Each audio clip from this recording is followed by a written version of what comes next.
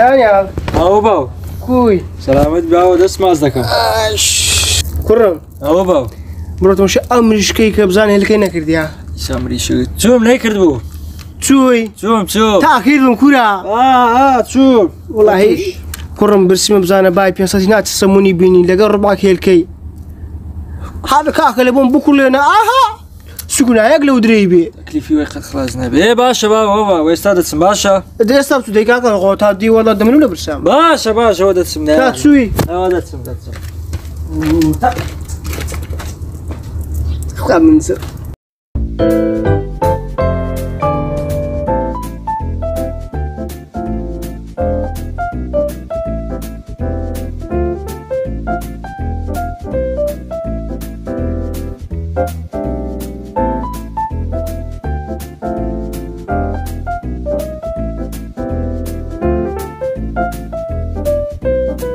ئەوەستەکەیەوە باوە هێرکە لۆ دەکەم بەزەواقعی زادە کەس هێرکەی کردێتە کوڕم مریشک بە مریشکات خۆ ناقی زادە هێلکەی ناکە هێرکە لۆ دەکەم نەتگۆ بڕۆ هێرکەم لۆ بوو ئەدو ناوەندی زادت خواکەی ئەخەت نارێن ئەو ڕۆژە هاوینی هەولێرێ زۆر گەرمە هێرکەی دانێ دەبتە هێرکەون ڕوون ئەمژەوە هێرکەم دانایەوە بە خوا وەڵای کوڕم زۆر ئاقلێ من بەجێ تێگەیشت زانی نانە هۆ بە ئەم ناقرم ئاخرەوە تا من جێرم ئەم ناشاشتووە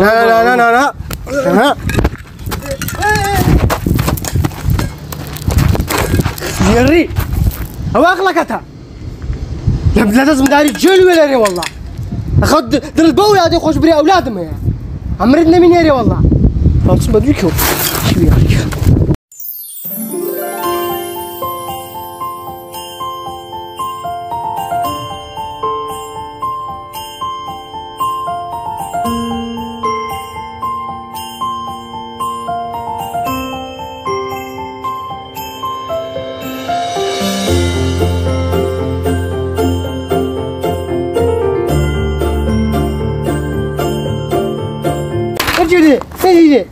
شكرا داني لو صدق ولوز اللي تبي يبري ها لو تديني ها لو تبي يبري توا ديبا ما بريتيا تاقيم كده تبي يبري لو تاقيم لك نبي يبري ها ديبا ما بري نبي لدم ها مش لدم اخوي لدم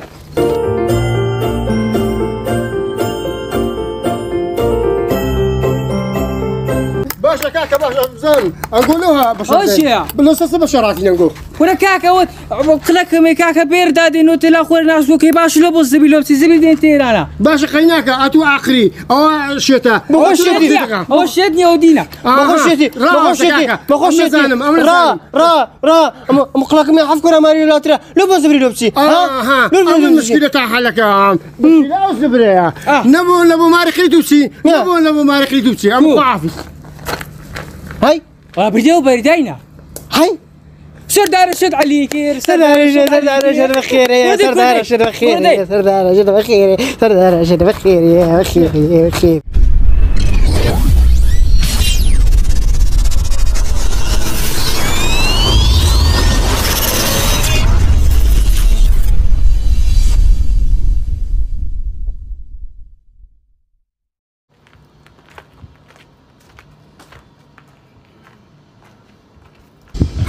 شنق افندي لكن عالم دري والله من باري بقر دوستانا اوقات تلوني ما شاء الله تماشا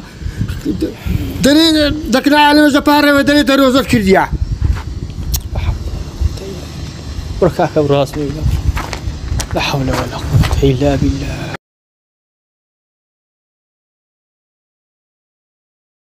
قال وصراك هاك هرمي رعمل بابك كره هرميناكم تريدكم ايه غال مقصدهم او غارنا او روني او روشنقم دي شنقع بنيت سي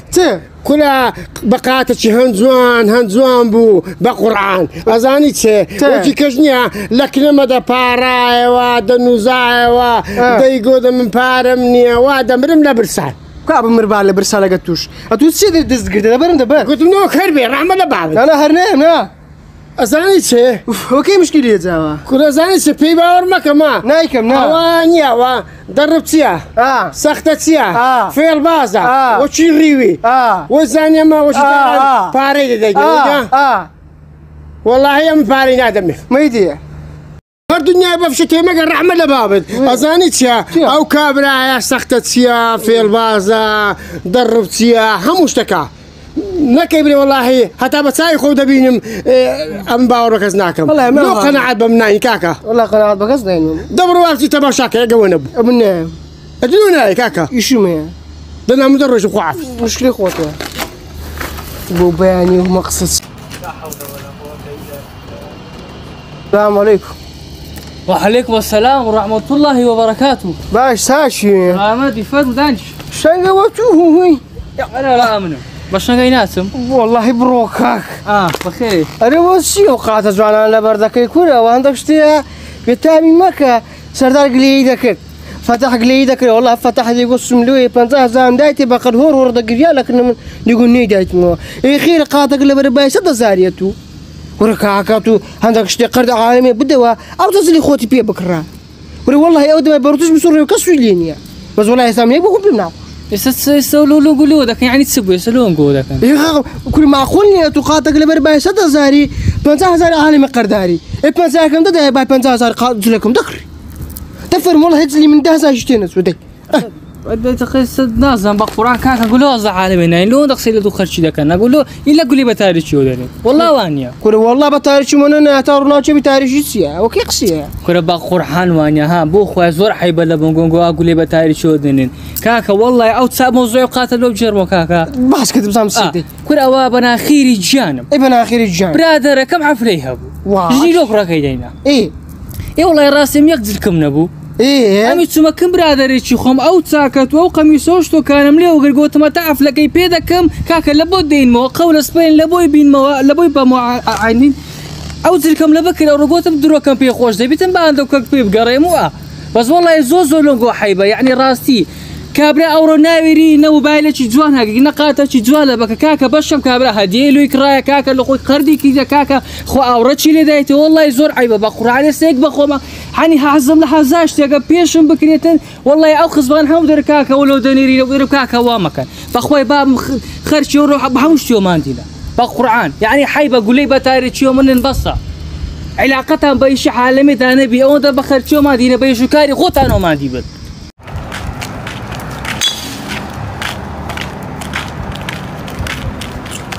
السلام عليكم. وعليكم السلام ورحمة الله وبركاته بخير فمك. أنا كاكا تلو أو زرفة لي فرد لون لا يلا. سيدنا شعبي كاكا حيبة كاكا عليك وآخرتي بتقولي رقبة بس لو لي فرد كاكا لو يبيز ذا كان بدايم. كاكا خوي ما فرد ما ندى كاكا دبرت زرفة كي خفرد نحى لا قبلي كدانيا. يعني لا خي بيجي دانبي. نخي. باش السياق عمي تيكات يعني نابي. ليه يعني ليه يا رمتي. هو ما فرد ما ندى كاكا هم على فريدة. بتساي خلي أو ليه فريدة. إذا فريدة. أنا حمو ليه فريدة لباتي لا حايبني خرجت ساي ليه كاتو نسعتي يعني تو أهاي في دري. أي شيء بيبنو كاكا. بابي بري أم بابي كل مرة هيجلو كاكا. والله يا حي. والله. يعني سياق على مخكات. والله يا حي بابا.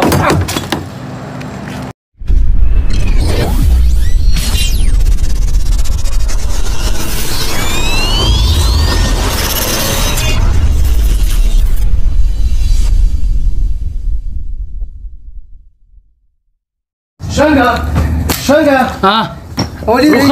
وليري سبوا باشاك شنقة الله باش سوا كمي فانا مستدي كوري ليه قوما يا شنقة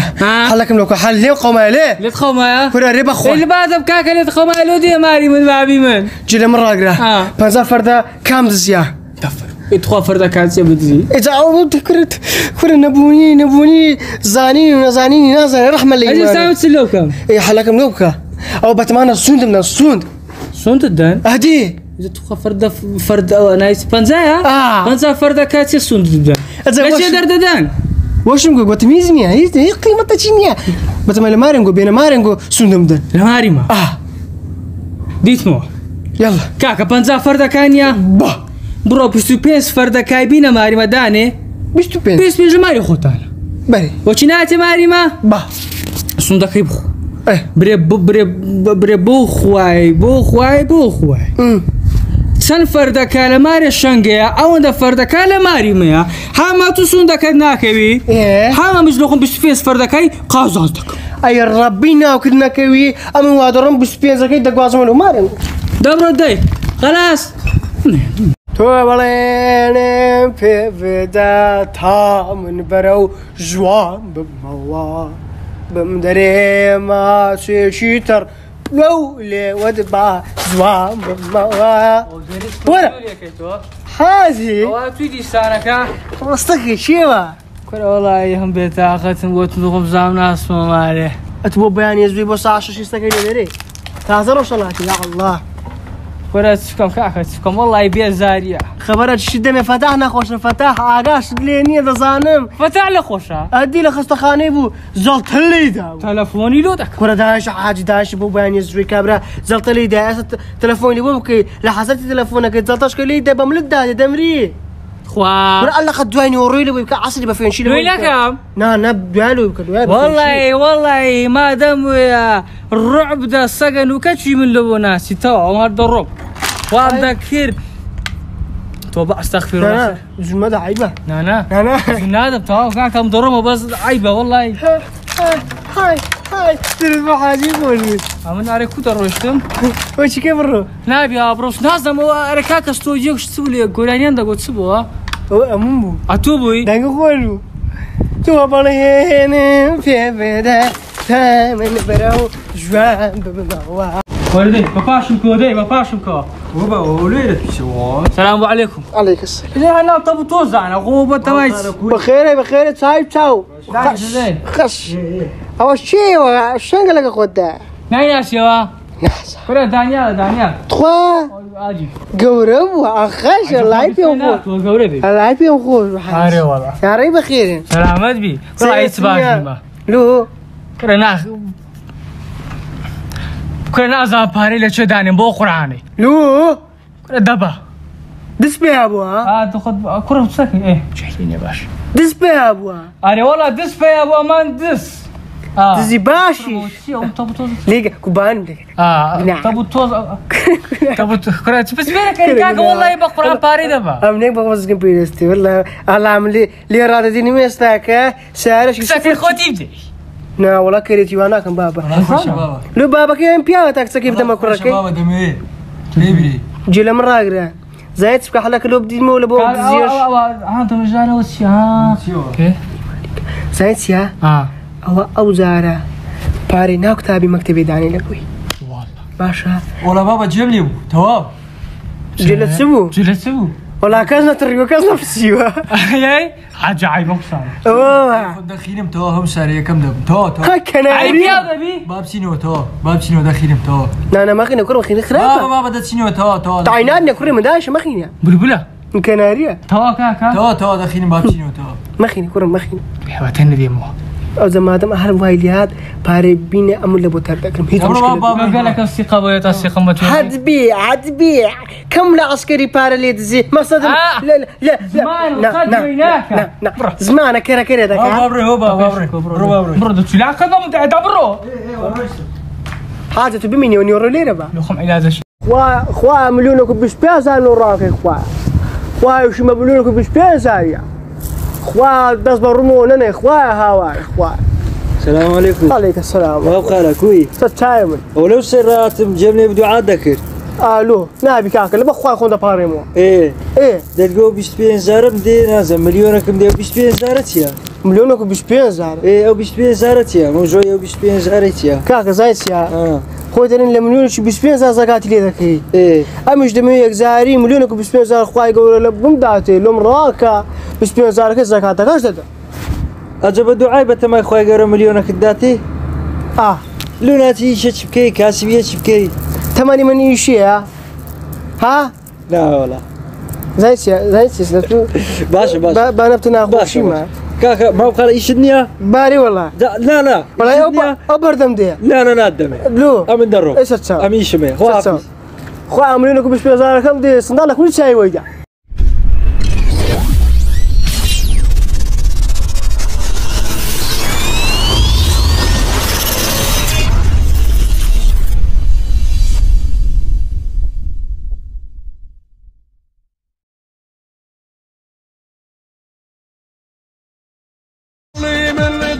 قولي سرميضن لا تقرم لا باوش من لا ياميضن قلب وضل هاني ببهار يلم قل باران دلي دكم بشيلي قلان فرور دكم قل باران دلي دكم بشيلي قلان فرور دكم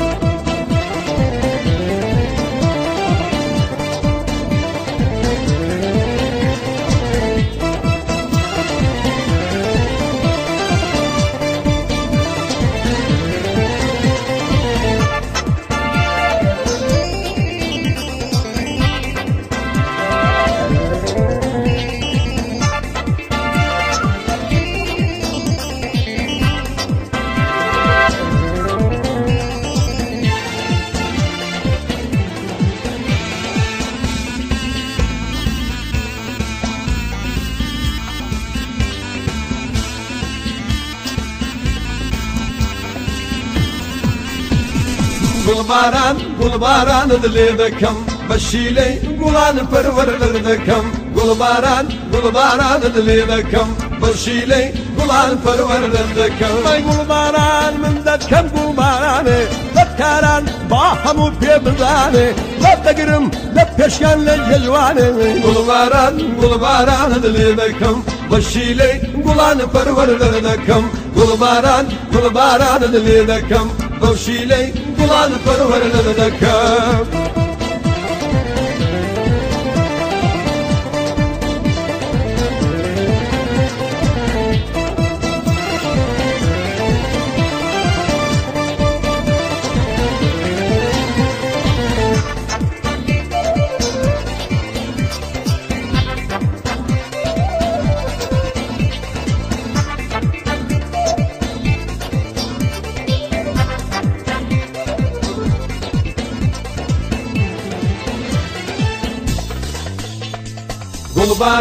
قل باران دلي دكم بشيلي قلان فرور دكم قل باران دلي دكم بشيلي قلان فرور دكم قل باران ببالات قل بارينم قل يدل هرب خما ورشينم كهاتي قرم بخير دينم قل باران دلي دكم بشيلي قلان فرور دكم قل باران دلي دكم بشيلي قلان فرور دكم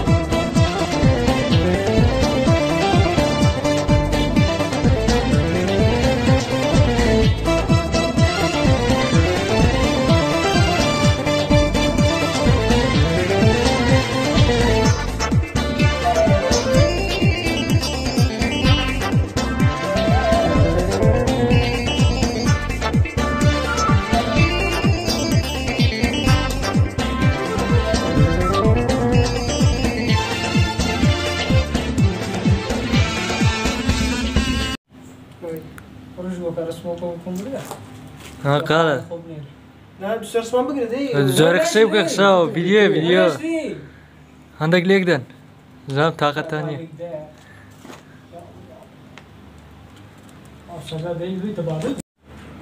كل خيرك دي شنقة وليري سبوا السلام عليكم باشاك شنقة والله الله تساوي كمي فرمسته بريليم قوما شنقة ها حلكم لو كحل ليه قوما ليه يتخوما برا ريبا خو اللي بعد بكاك اللي تخوما لودي ماري من بابي من جل مرة قرا اه بنزا فردا كام دزيا يتخوا فردا كان سبت إذا عودت كل نبوني زانين نازل رحمة لي هذه سامت سلوكا إيه حلكم لو كا أو بتمنى السون من السون صنت الدان أهدي فرد نايس بنزايا بنزا فردا كان صنت الدان ليش درد دان واش يبغى بتميزني هي قيمة تجيني بتمنى مارنجو بين مارنجو سون دم يا هاريما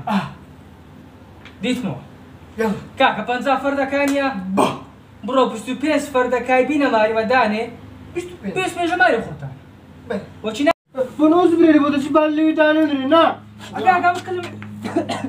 ايه ما كلم يا كلكم يا بيرت هذه بوزمي لو تصيروا تلاقوا الناس لو بوزمي لو تسي كاكا مشكلة ثانية مثلا حاجة كمان أو سمرانيا فرد دماء بري نبو مارك لي تبسي نبو مارك لي تبسي ولا شداري شو حالك شداري بخير ولا علي تبردي لا كذي زاش زبيني لا شبر الشت دوس بدين ها هم مش كان يبغى ما تاخذنا من ذاك والله ما دافين درهم والله ما ترقي شيء درهم ليه تاندا يا بابي ما لو تلاقي بابين مدايا هو باسي بابين ما هاي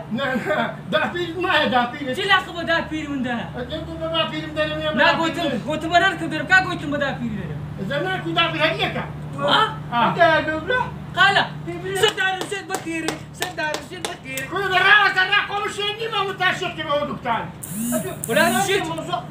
دخيلك موضوع نزلت موضوع دخيلك ده تفرد هنا وزبالة أولاد لو لا يفرد زبلي دخيلك لا ودي تري لا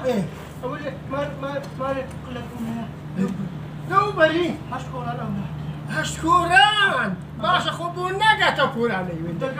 دقاتي هلك والوكا سدار الشيء لو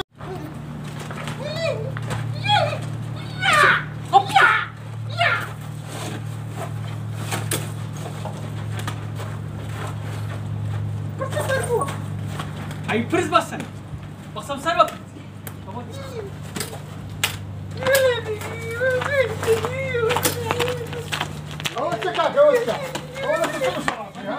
عيناك شفناك عيناك صدقاك صراحة صراحة ما زال أقول سبع شراط فركاك وتقول سبري نخب تريمي لا تيجي مشاكل أتراوس سبري دايما نرتاح يلوس بي جماعة ولا حقوي يقول سبري بن عوز بالي فرن الباشرة شيتي تسكاكا كاكا تجيبك لا كما شفت شاهم مشتكى كما شاهم مشتكى تبغى بريا أو كاكا مقلكم يبير ذا بياسيدا كبابور زبري لونسي أمش قلقم يا حفصار خوش ندي نبي هزش بيبكا باشا بوش بلوز يا بابا نايبت نايبت نبي ها بلت لما أي مرة بيبك ما بعد هلا بازار كاكا ها كاكا اللي بارجكم كيف كيرا أرو ما هو سهل ما تعاوني تعاوني أنا بوش بيك أخي بقرناش بقرناش ما هو ده في راس تسحب موش أنا غرمة ما بيسحبه بقوم راسي ولا يكسكش كاكا ده تيلو بيم ولا يكسكش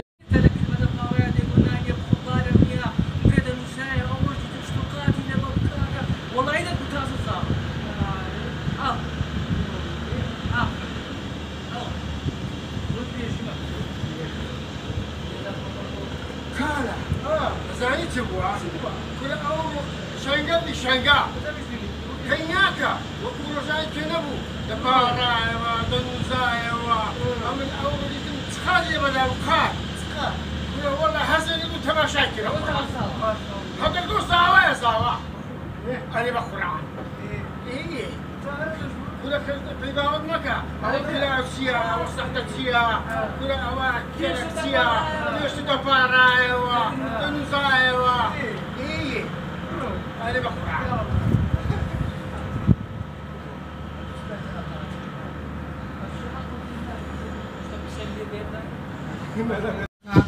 هذا كشتي قرد عالمي بدوا أو تصلي خوتي فيه بكرة والله يا ودي ما بردش بصور القصة اللي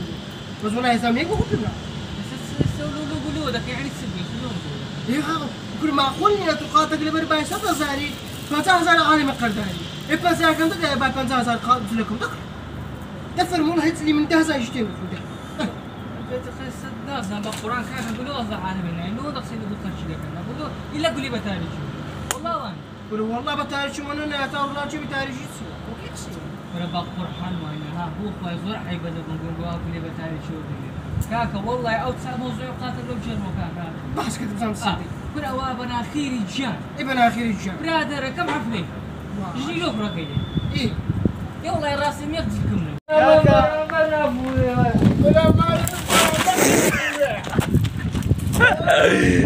اها ويا عفراء يخربك الليله وكانت لها اصبر مقوحه ويا اولادي او زماني لما زدت بيته اتقال شيلك وش كاكا شيلك ورا ورا ورا ورا ورا ورا ورا دواصل بقول دواصل جوان يعني شو قاعد إذا بدأ بكاك حسينا في بدأ بالك جوان بوزاني خالة يدري شو مكوا يكسب يا شانقة فندي بخون دويا تاريخ أما تبى توريت يا دي كلامينش ترى تقول لك إنه هذا أو تشوف ده بيتوا دوباره دري نه خلو ویدیو چی گفتم جوان دبی اه شانقة فندي جوارو خود دروس که أي بابا الروح شو قاعد إذا بدأ كاك ای بابا رو باري ودري نانم يبخون ودي برا نان أو تشيل تا ورشتي إيه أتجدري لكن أو حالة ميدا باري يجي وقاتت زوان أنا اللي بدك يا فندي مش ناس عيواركم دري زودري جيناك إنه السلام وكلام يجني لا السلام عليكم بس نبي سلك هاي مال السلام عليكم لا زين تبغى أكو شو شيء دي أمراض خطيرة بالله بليك بندق لا أخمت